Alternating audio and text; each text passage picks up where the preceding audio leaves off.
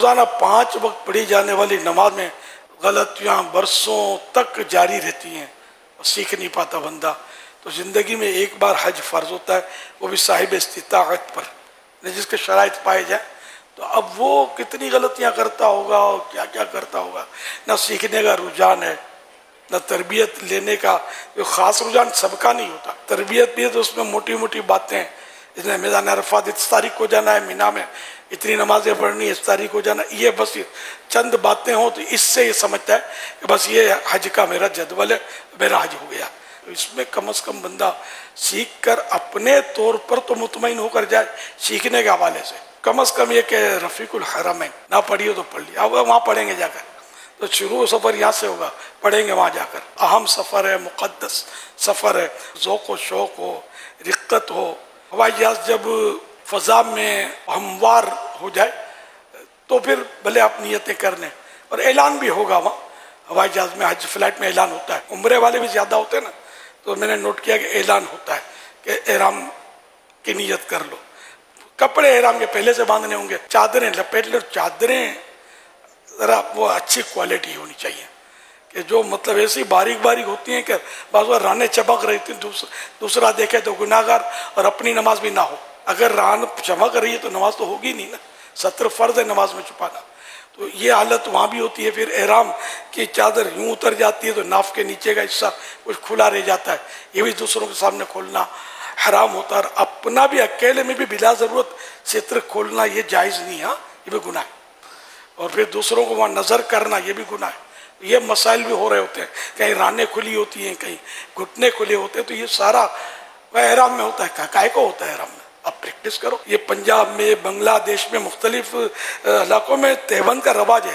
کبھی ان کے گھٹنے آپ نہیں دیکھیں گے، کبھی رانے نہیں کھلیں گے. ہم نے علماء کو دیکھا ہے. میں مفتی وقار الدین صاحب رحمۃ اللہ علیہ کو 100 بار دیکھا ہے تہبند میں. کبھی مطلب تصور بھی نہیں ہے کہ معاذ اللہ کو بے پردگی بھی ہو سکتی ہے. تو یہ کیا پریکٹس کرنی پڑے گی.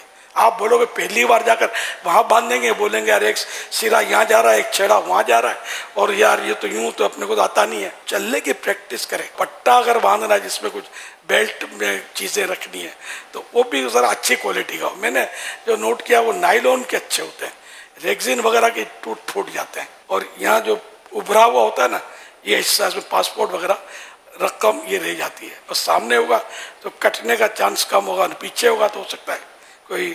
یہ بھی ہوتا ہے، مطلب ہو جاتا ہے.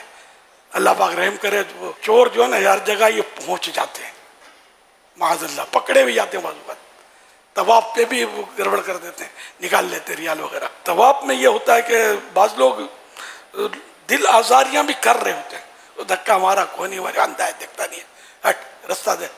تو یہ نہیں کرنے کا ہم کو، بلکہ کوشش کرنی کہ ہمارا بدن کسی سے بلا وجہ ٹچ بھی نہ ہو. عورتیں بھی ساتھ میں چل رہی ہوتی ہیں، ٹولیوں میں بعض اوقات چل رہی ہوتی ہیں، بعض اوقات اکیلی چل رہی ہوتی ہیں، مردوں کے قریب آ جاتی ہیں، مرد ان میں جا پڑتا ہے، بعض اوقات دھکے لگتے.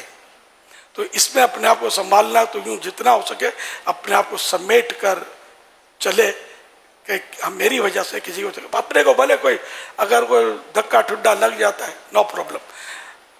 یہاں جو دھکے کھائے گا وہ جلدی منزل پار کر لے گا، یہاں گرے گا وہ جلدی سنبھل جائے گا. آپ کی وجہ سے کوئی نہ گرنا چاہیے، نہ آپ کی وجہ سے کسی کو دھکا ٹھڈا پڑنا چاہیے. یہ خیال رکھنا ہے. نہ کونی لگنی چاہیے. اپنی طاقت کا مظاہرہ کرنے کا یہ موقع نہیں ہے، یہ عاجزی کے اظہار کی جگہ ہے. اور جتنی عاجزی کریں گے اتنی انشاءاللہ آپ کو ابھار ملے گا اور انشاءاللہ بلندی پائیں گے.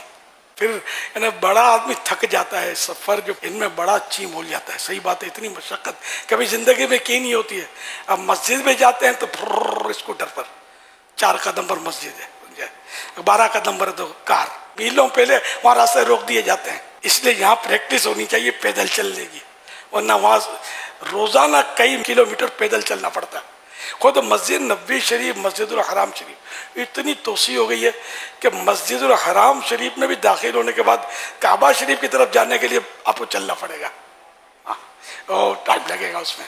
اور گھر یہ نہیں کہ آپ نے برابر میں گھر ہے مسجد الحرام کے برابر میں، تو غریبوں کا کام ہی نہیں ہے. ہم جیسے جو غریب لوگ ہوتے ہیں وہ کہاں کا، ہم تو جا کے عزیزیہ میں جا کے پڑھ جاتے تھے.